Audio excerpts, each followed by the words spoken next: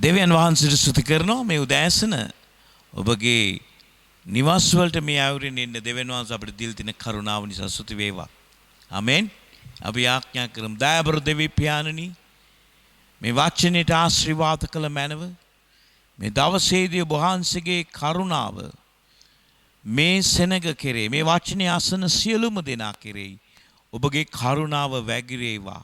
ඔබගේ හස්තයෙන් මේ අයව රැකවල් කරන්නට ඔබ වහන්සේගේ කරුණාව තබන්නට සියලුම උවදුරු වලින් සියලුම කරදර වලින් සියලුම රෝග වලින් සියලුම කරදර වලින් ඔබ වහන්සේ මේ අයව ආරක්ෂා කරන්නට දෙවි පියාණන් ඔබ වහන්සේගේ කරුණාව තබන්නට ඒ වගේ මේ වාචිනේ ආසන සිල් දිනාට ආශිර්වාද කරන්න ඔබගේ හස්තයෙන් උණු ගෙනියන්න මේ වචනේ එලිදරව්ව මේ හැම දිනාටම ලැබෙන්න සලස්වන්නට ඒ අනුව ස්වාමීන්ගේ ජීවිතය අලුත් ජීවිතයක් අලුත් පටන් ගැනීමක් අලුත් ආකල්පයක් ඇතුව ජීවත් වෙන්න මේ හැට කරුණාව දුන්න මැනව යේසුස් වහන්සේගේ නාමයෙන් ආමෙන්.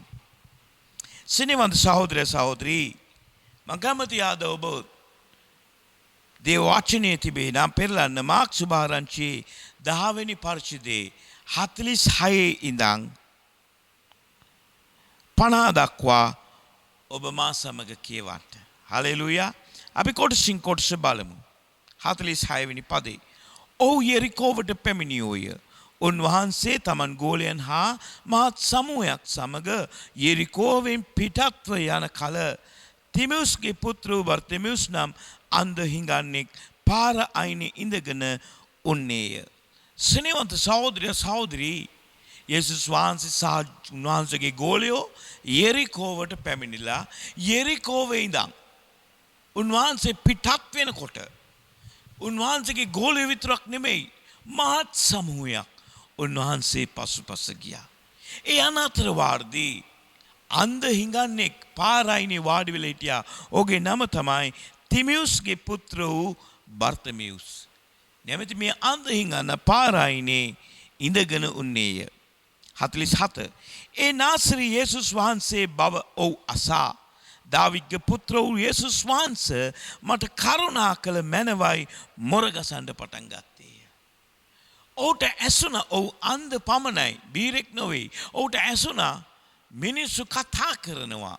මිනිස්සු යමින් ගමන් උන්වහන්සේ පසුපස යන ගමන් කතා කරනවා. ඒ නාසරී යේසුස් වහන්සේ බව. ඒ අසලා ඔහු මොකද කරේ? ඒ නාසරී යේසුස් වහන්සේ බව අසා දාවිද්ගේ පුත්‍ර යේසුස් වහන්සේ මට කරුණා කළ මැනවයි මොරගසන්ට පටන් ගත්තේය.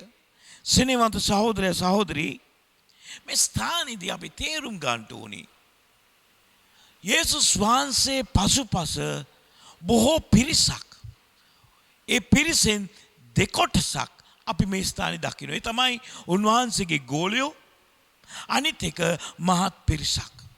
අද අපි කිතුණුවන් දිහා බැලුවම අපිත් මේ පිරිස් දෙකම උන්වහන්සේගේ කිතුණු ස්වභාව තුල දකින්නවා. සමූහයක් හැටියට උන්වහන්සේ පසුපස යන සෙනගක් ඉන්නවා. ඒ වගේම ගෝලියෝ හැටියට උන්වහන්සේ උපස්ථාන කරමින් යන සෙනගක් ඉන්නවා. මේ උදෑසන ඔබ කල්පනා කරන්න. කවුරුන්ද මේ ගෝලියෝ? ගෝලයන්ට කරන්න පුළුවන් මොකක්ද? කවුද මේ පිරිස උන්වහන්සේ පසුපස යන? මේ පිරිසට කුමක්ද කළ හැක්කේ? ඒ වගේම තව පුද්ගලයෙක් ඉන්නවා. ඒ තමයි මේ අන්ධ හිඟන මනුෂ්‍යයා. ස්නේහවන්ත සහෝදර සහෝදරී ඔහු හඳුන්වන්නේ මේමයි. තිමෙවුස්ගේ පුත්‍රයා බර්තිමෙවුස්.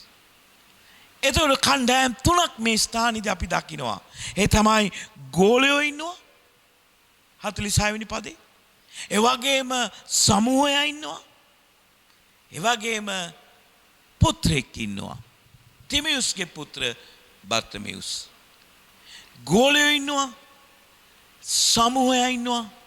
පුත්‍රයෙක් ඉන්නවා. පොඩක් හිතට ගන්න මම අද කතා කරන්න යන දේ.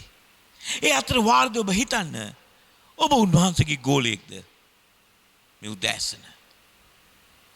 එසේ නැත්නම් ඔබගේ හිතන ආකල්පය අනුව ඔබ දකින්න විදිය අනුව ඔබ ක්‍රියා කරන අන්දමට ඔබ උන්වහන්සේට ගෝලයෙක්ද? එසේ නැත්නම් උන්වහන්සේ පසුපස යන ක්‍රිස්තියානි කියන මිනිසෙක්ද නැත්නම් පිරිසගෙන් කෙනෙක්ද? එසේත් නැත්නම් ඔබ පුත්‍රයෙක්ද? මක්නිසාද මේ පාර අයිනේ හිඟන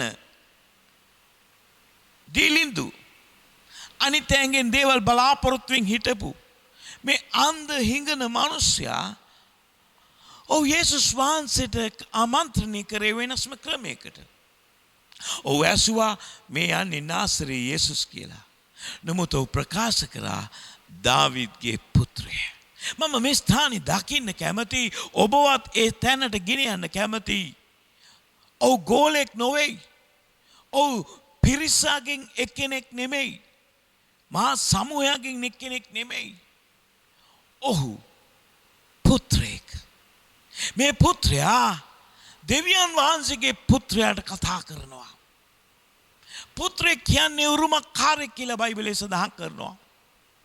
සිනීවන්ත සහෝදරේ සහෝදරී, ගෝලෙක් කියන්නේ කියන දේ කරන දෙනකොට ලබන්ට සිටින කෙනෙක්. පිරිස කියන්නේ බලා සිටින අය, ස්පෙක්ටේටර්ස්ලා, නරඹන අය, නැත්නම් සහභාගී වෙන අය. ගෝලයා ටිකක් හොඳයි, මොකද හේතුව ඔහුට පැවරීමක් තිබෙනවා. ලබන දේ දෙනකොට ලබන්නත්, කියන දේ කරන්නත්. පිරිස හැටියට බලා සිටින්න, නරඹන්න, හවුල් වෙන්න පුළුවන්. පුත්‍රයෙක් එහෙම නෙමෙයි. පුත්‍රයෙක් උරුමකාරයෙක්. පුත්‍රයෙක් කියන්නේ අයිතිකාරයෙක්. පුත්‍රයෙක් දෙනකන් ඉන්න ඕනේ නෑ ලබන්ට. ඔහුට අයිතිය තියනවා ගිහිල්ලා අත්පත් කරගන්න. මේ උදෑසන කල්පනා කරන්න. ඔබගේ ආකල්පය, ඔබගේ ඇටිටියුඩ් එක, ඔබගේ ආකල්පය ගෝලෙක් වගේ වහලෙක් වෙන්නද? එහෙම නැත්නම් ඔබගේ ඇටිටියුඩ් එක පිරිස වගේ ඈත ඉඳලා බල නරඹ ඉන්නද? එසේ නැත්නම් ඔබ උරුමකාරයෙක් හැටියට අත්පත් කරගන්න පුත්‍රයෙක්ද සිනේවන්ත? ඔබ හිඟන ස්ථානේ සඳහන් කරනවා බර්තිමෙවුස් හිඟන මිනිසෙක්, අන්ධෙක්, අඩුපාඩු තියෙන්න පුළුවන්. නමුත් පුත්‍රයෙක් නම් ඔබ උරුමකාරයෙක්. සම්පූර්ණ ගෝලෙක් වුණත් ඔහු උරුමකාරයෙක් වෙන්න යන්නේ නැහැ. මොකද ඔහුට දෙන දේ ඔහු ලබන්න ඕනි. සෙනග නම් ඔහු කිසිසේත්ම උරුමකාරයෙක් වෙන්නේ නැහැ. අනිත්යෙන් උරුමය ලබනවා, දකින්නවා විතරයි. නමුත් ඔබ පුත්‍රයෙක් නම් මේ උදෑසන ඔබට උරුමකාරයෙක් වෙන්න පුළුවන්. කියන්න මම පුත්‍රයෙක් වෙන්න කැමතියි මේ උදෑසන. යේසුස් වහන්සේට කියන්න. හලෙලූයා. ඊට පස්සේ මොකද උනේ? 47 නාසරේ යේසුස් වහන්සේ බව ඔහු අසා දාවිද්ගේ පුත්‍රු යේසුස් වහන්සේ මට කරුණා කළ මැනවයි මොරගසන්න පටන් ගත්තේ. අනිත් හැමෝම නිහඬව ඉඳද්දී යේසුස් වහන්සේ පසුපස හැමෝම පස්සෙන් යද්දී හැයි මේ මිනිස්සයාට හිතුනේ උන්වහන්සේ යන ගමන නතර කරන්න, ඔහු වෙනුවෙන් උන්වහන්සේව නතර කරන්න. මොකද ඔහු පුත්‍රයෙක් නිසා, ඔහු උරුමකාරයෙක් නිසා. අපේ ආකල්පය පොඩ්ඩක් බලන්න. අපි උරුමකාරයෙක් නම්, අපි පුත්‍රයෙක් නම්, අපි උදෙසා දේවල් සූදානම් කරලා ඉවරයි. ඔබගේ ඇස් වලට දැක්කේ නැහැ, කන් වලට ඇසුනේ නැහැ. දෙවියන් වහන්සේ විසින් අප උදෙසා, පුත්‍රයන් උදෙසා සූදානම් කරපු දේ. හලෙලූයා. දෙවෙනි කොරින්ති 2:11 දකින්නවා. ඉතින් අපි බලමු මා සමග රෝම 8:14 අපි පොඩ්ඩක් බලමු. 14 සිට 16 දක්වා. රෝම 8:14 සිට 16 දක්වා. මක්නිසාද දෙවියන් වහන්සේගේ ආත්මයන් වහන්සේ විසින් ගෙන යන ලබන යම් පමණ දෙනෙක් ඇද්ද, එපමණ දෙනා දෙවියන් වහන්සේගේ පුත්‍රයෝය. මේ ස්ථානේ යේසුස් වහන්සේ පස්සේ යන ගෝලයෝ ඉන්නවා. යේසුස් වහන්සේ පස්සේ යන සෙනගක් ඉන්නවා.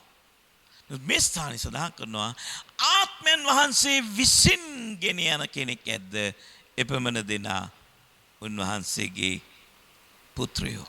සිනීවන්ත සහෝදර සහෝදරී, අපිට කල්පනා කරන්න ඕනේ අද බොහෝ පිරිසක් යේසුස් වහන්සේ පස්සේ යන්නේ දේවල් ලබා ගන්නට, යාඥාවලට උත්තර ලබා ගන්නට, හාස්කමක් බලාපොරොත්තු වෙන්න. ගෝලයෝ යනවා උපස්ථාන කරන්නට, සේවය කරන්නට. නමුත් දෙවියන් වහන්සේගේ වචනේ සඳහන් කරනවා දෙවියන් වහන්සේගේ ආත්මය විසින් ගෙන යන යමෙක් ඇද්ද? එපමණ දෙනා දේව පුත්‍රයෝ. මේ උදෑසන ඔබගේ ආසාවටද ඔබ යන්නේ? ඔබට බලාපොරොත්තු වෙන නිසාද ඔබ උන්වහන්සේ පස්සේ යන්නේ? එම නැත්තම් ආත්මෙන් වහන්සේගේ කැඳවීම තුල ඔබ ගමන් කරනවාද? මේ ගැන පොඩ්ඩක් හිතන්න. ඊට පස්සේ සඳහන් කරනවා මක් නිසාද නුඹලා බය උපදින දාසකමේ ආත්මය නැවත නොලබා පුත්‍රකමේ ආත්මය ලබන්නෝය. මේ ස්ථානේ සඳහන් කරනවා අපි වහලෙක් නම් අපි තුල බය උපදින දාසකම තිබෙනවා. අපි ගෝලෙක් නම් අපි තුල දාසකමක් තිබෙනවා. පේත්‍රුස් යේසුස් වහන්සේව හඳුනන්නේ නැහැ කියලා ඔහු පවසුවේ ඔහුට ඔහු ගෝලෙක්ව සිටිය නිසා, ඔහු දාසෙක්ව සිටිය නිසා. සෙනෙහවන්ත සහෝදරයා ඔහු බය උපදින දාසකමක් තිබුණු නිසායි දාසයන්ටයි ගෝලයන්ටයි බය අඩුකමේ ආත්මය තිබෙනවා. නමුත් ආත්මයන් වහන්සේ විසින් ගෙන යන යමෙක් ඇද්ද? එවැනි අයට බය අඩුකමේ ආත්මයක් නැහැ යේසුස්ගේ නාමයෙන්. මේ රෝගේ එන්න පුළුවන්, වසංගත එන්න පුළුවන්, විවිධ නම් වලින් ප්‍රභේදයන් එන්න පුළුවන්. නමුත් යේසුස්ගේ නාමයෙන් බය වුණොත් විතරයි වැළඳෙන්නේ. බය වුණේ නැත්නම් රෝගය ඔබට බය වෙන්න යනවා. ආර්ථික ප්‍රශ්නයි කියලා රට කියනවා, විවිධ හේතු කියලා රට කියනවා. නමුත් මේ එකක්වත් ඔබට බලපාන්නේ නැහැ. ඔබ පුත්‍රයෙක්, ඔබ ස්වර්ගයට අයිති පුද්ගලෙක්. උන්වහන්සේගේ තේජසේ සම්පතේ ප්‍රකාරයට ඔබ ආශිර්වාදේ ලබන්ට උරුමකාරයෙක්ව සිටිනවා. මගේ සහෝදරයෝ පිලිපි 4:19 සඳහන් කරනවා උන්වහන්සේගේ තේජසේ සම්පතේ ප්‍රකාරයට ඔබ ආශිර්වාද ලබන්ට ඔබ උරුමකාරයෙක්ව සිටිනවා. ඔබ කරුමකාරයෙක් නෙවෙයි. කොරෝනා වෙන්න පුළුවන්, පැන්ඩමික් වෙන්න පුළුවන්, විවිධාකාර මතභේද, ඒ වගේම ප්‍රභේදයන් කියයි, ඩෙල්ටා කියයි, එක නම් කියයි.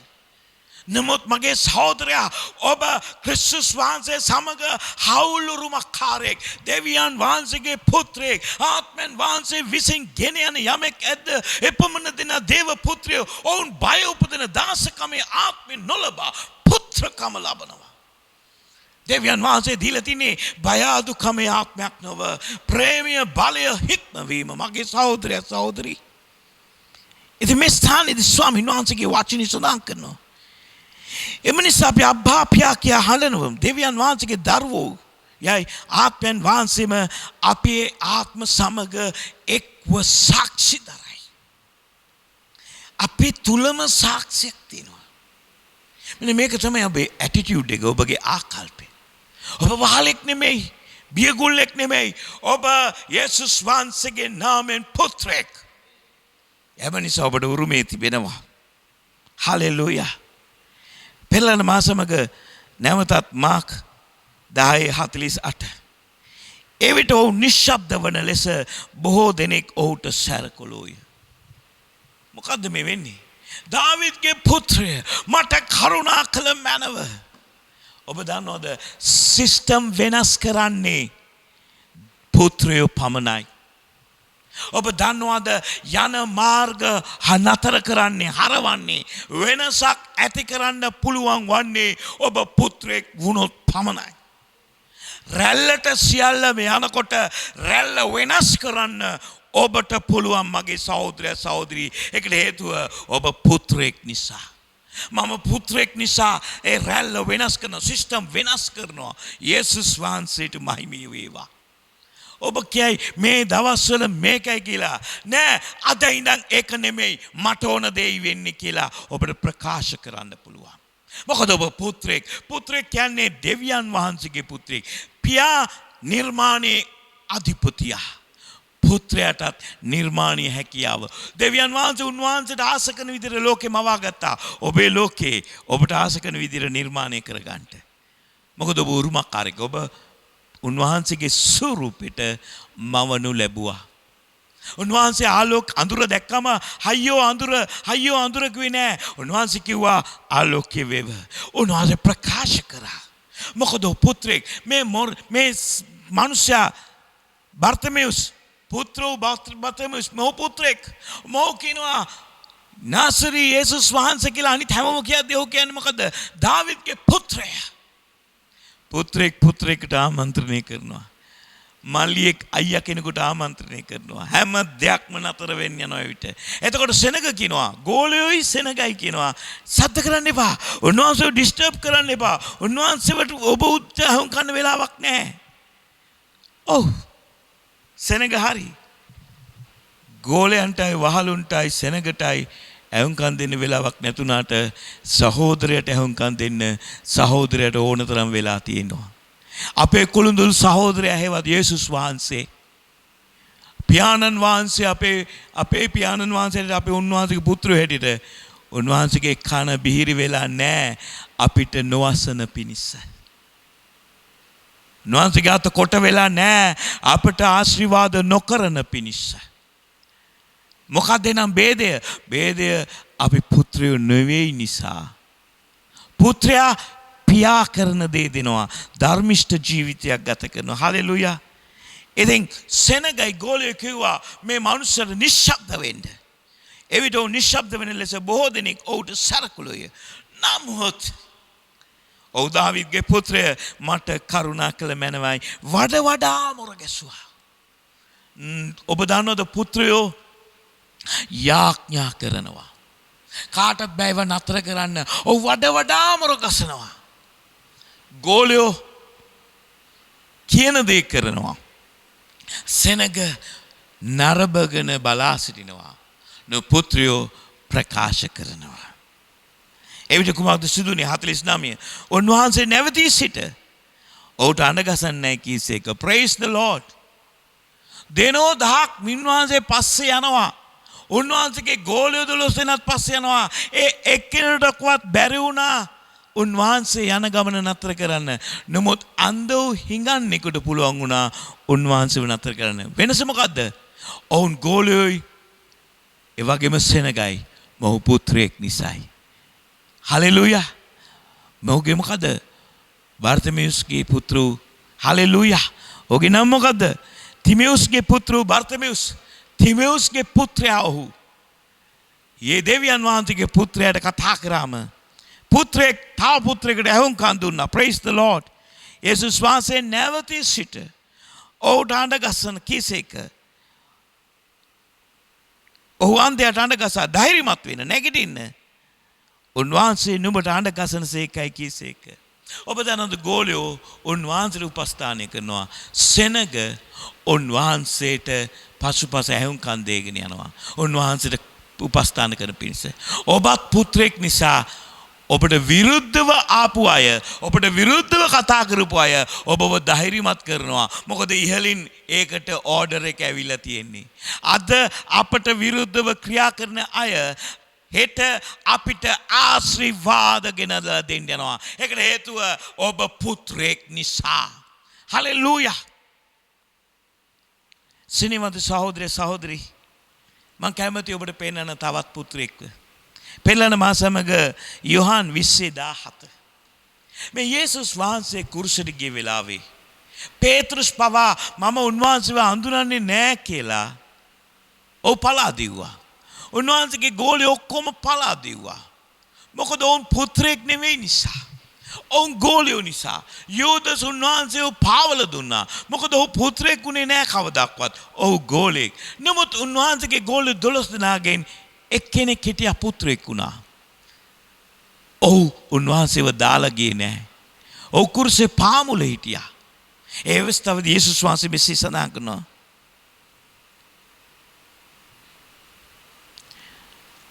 උන්වහන්සේ මෙසේ සඳහන් කරනවා. සමාවෙන්. යේසුස් වහන්සේ කුරුසේ ඉන්නකොට යොහන් 20 නෙමෙයි. යේසුස් වහන්සේ කුරුසේ ඉන්න අවස්ථාවේදී උන්වහන්සේගේ මෑණියන්ට පෙන්නලා කියනවා, මෑණියනි මේ නුඹේ පුත්‍රයා. කවුද පෙන්නන්නේ? යොහන්ව. ඇයි යොහන්ව පුත්‍රයෙක් හැටියට පෙන්නන්නේ? ඒකට හේතුව මගේ සහෝදරයා ඔහු පුත්‍රයෙක් වෙන් හැසිරුණු නිසා. ගෝලියෝ පැනලා දුවද්දී ප්‍රශ්න එද්දී මිනිස්සු පැනලා යනවා. උන්වහන්සේව හඳුනන්නේ නැහැ කියනවා. ගෝලියෝ පවා හඳුනන්නේ නැහැ කියනවා. මොකද ඔවුන් නැවිලා තියෙන උරුමයට නෙමෙයි. ඔවුන් නැවිලා තියෙන ඔවුන්ට දෙයක් ලබා ගන්න. නමුත් උරුමකාරයාට වෙන කොහේ යන්නද? උරුමයට ඇර. ඔහුගේ උරුමය තමයි යේසුස් වහන්සේ. එම නිසා දුක මැද්දේදීත් කුරුස පාමුලේදීත් ඔහු එතනම සිටියා. යේසුස් වහන්සේ ආමන්ත්‍රණය කරනවා, මෑණියනි මේ ඔබේ පුත්‍රයා කියලා යොහන්ව පෙන්නනවා. යොහන්ට කියනවා මේ නුඹේ මෑණියෝ කියලා. කොතරම් අලංකාරද? ඒ ගෝලයේ 12 දෙනාගේම මේ කෙනා පුත්‍රෙක් වීම. ඔබගේ ගෙදර ඔබ පුත්‍රයාද? දැන් පුත්‍රයා කියලා කිව්වම ඔබ හිතන්න එපා ගෑනු කට්ටියට නෙමෙයි කියලා. ස්වාමින් වහන්සේ ඉදිරියේ උන්වහන්සේ හැමෝම මැව්වේ පුත්‍රයෝ හැටියටයි. පුත්‍රයාගෙන් තමයි ස්ත්‍රියව එළියට ගත්තේ. ඉතින් ඔබ දැන් එළියට ඇවිල්ලා හිටියත් ඔබත් පුත්‍රයාගේ කොටස්කරුවෙක්. හැම බිරිඳක්ම පුත්‍රයෙක්, හැම දියණියක්ම පුත්‍රයෙක්, හැම මවක්ම පුත්‍රයෙක්. එම නිසා ස්වාමීන් වහන්සේ දකින්නේ ඔබ පුත්‍රයෙක් විදියට, උරුමකාරයෙක් හැටියටයි. හලෙලූයා. ඒ වගේම යේසුස් වහන්සේ මලෝන්ගේ නැගිට වෙලාවේ යේසුස් වහන්සේ උන්වහන්සේගේ ගෝලයන්ට මෙන්න මෙසේ සඳහන් කරනවා. යොහන් 20:17 දෙවෙනි කොටස.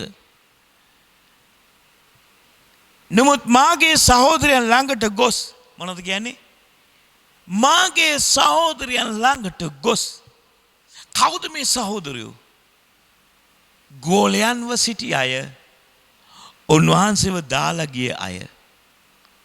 නමුත් උන්වහන්සේ මලෝන්ගෙන් නැගිට නිසා ඔවුන් සහෝදරයෝ බවට පත් වුණා. ඔබගේ තේරීම නොවේයි, මම නුඹ තෝරා පත් කරගත්තා. නුඹ මගේ සහෝදරයා බව. ඔබ මාව දාලා ගියත් මම කිසි කලකත් නුඹව අතහරින්නේ නැහැ. මලෝන්ගේ නැගිටීමට පස්සේ යේසුස් වහන්සේ කියනවා මරියට, මරියම් මග්දලීට ගිහලා කියනවා මේ මෙසේ කියවන්න. මම මාගේ පියාණන් වහන්සේ හා නුඹලාගේ පියාණන් වහන්සේද මාගේ දෙවියන් වහන්සේ හා නුඹලාගේ දෙවියන් වහන්සේ වෙතට නගිමි ඔවුන්ට කියන්නයි කීසේක. මගේ සහෝදරනි, මගේ පියාණන් වහන්සේ නුඹලාගේ පියාණන්. එහෙනම් අපි පුත්‍රයෝ. හලෙලූයා. ආමේන්. හලෙලූයා. මගේ සහෝදර සහෝදරි, යේසුස් වහන්සේ මේ අවස්ථාවේදී ගෝලයන්ව දකින්නේ මලෝන්ගේ නැගිට්ටන් පස්සේ පුත්‍රයෝ හැටියටයි. හලෙලූයා. ඒ වගේම යේසුස් වහන්සේ 21 යොහන් 21 අහනවා, දරුවෙනි නුඹලා ළඟ කන්ට යමක් ඇද්ද? එද හේතුව පියාණන් වහන්සේ උන්වහන්සේ පියාණන් වහන්සේත් බැවින් අපි පුත්‍රයෝ නිසා, පුත්‍රයනි නුඹලා ළඟ මොනවද තියෙන්නේ කන්ට මට? ඔවුන් කියන මට කිසිවක් නැහැ. එහෙනම් දකුණට දැල දාන්න ඔබට මාළු ලැබෙන්න යනවා. හලෙලූයා. මොකද මැවුම් කාර්යයන්ෝ. praise the lord. ඉතින් සෙනෙහවන්ත සහෝදර සහෝදරි, පුත්‍රයන්ට පිහිට වෙන්න පියාණන් වහන්සේ පැමිණ තිබෙනවා. හැබැයි ඔබ පුත්‍රයෙක් නම් ඔබ බඩගිනින් යන්නේ නැහැ. ඔබ උරුමකාරයෙක්, ඔබ ආශිර්වාද ලද්දෙක්. එම නිසා තේරුම් ගන්නට ඔබ වහලෙක් නොවේ. දාසකම ලබන්ට බය උපදවන්න. ඔබ පුත්‍රයෙක් බැවින් බලවත්ව සිටින්න, තැති නොගනින්න, ශක්තිමත් වෙන්න. ඔව්, මේ කාලේ රට අකර්මණ්‍ය වෙලා, මේ රට අමුතු දිශාවකට යන්න පුළුවන්. මේ රට හිඟකම ඇති, මේ රටේ රෝගය ඇති, මේ රටේ සාපය ඇති. නමුත් මගේ සහෝදරයා, ඔබ පුත්‍රයෙක්, ඔබ මේ රටේ ජීවත් වුණාට මේ රටට නෙමෙයි, ඔබ ස්වර්ගයට අයිති ප්‍රවේශකමක් තියෙන කෙනෙක්. ඉතින් ඔබගේ ආකල්පය, ඔබගේ ඇටිටියුඩ් එක ඇති කරගන්නට, මම පුත්‍රයෙක්, මාව බලාගෙන මගේ තාත්තා ඉන්නවා. ස්වර්ගයේ වැඩ සිටින අපගේ පියාණන්, ඔබගේ කැමැත්ත ස්වර්ගෙමෙන් මේ ජීවිතේ කරනු ලැබේවා. හලෙලූයා.